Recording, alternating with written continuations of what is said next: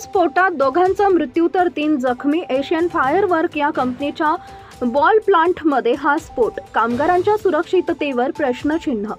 नागपूर जिल्ह्यातील कळमेश्वर तालुक्यात एका दारुगोळा कंपनीत दुपारी 2च्या सुमारास भीषण स्फोट झालाय। या स्फोटात दोघांचा मृत्यू तर 3 जखमी झाल्याची माहिती समोर येते। एशियन फायरवर्क या कंपनीच्या बॉल प्लांटमध्ये हा स्फोट झालाय। कंपनीमध्ये फटाक्यांचे वात तयार करण्याचं काम केलं जातं।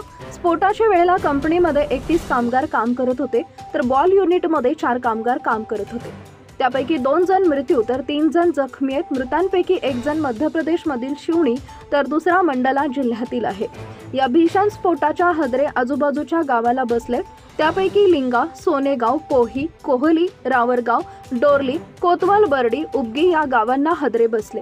कळमेश्वर, कोंढळी, काटोल या परिसरात स्फोटक कंपन्या भरपूर असल्यामुळे असे अनेक कंपनीमध्ये स्फोट भरपूर प्रमाणात होऊन अनेक कामगार मृत्युमुखी पावले। यामुळे कामगारांच्या सुरक्षिततेवर प्रश्नचिन्ह निर्माण झाले। ब्युरो रिपोर्ट रितेश झाडे, नवस्वराज्य न्यूज प्रतिनिधी, Kalmeshwar, Nagpur. Subscribe now and press the bell icon. Never miss an update.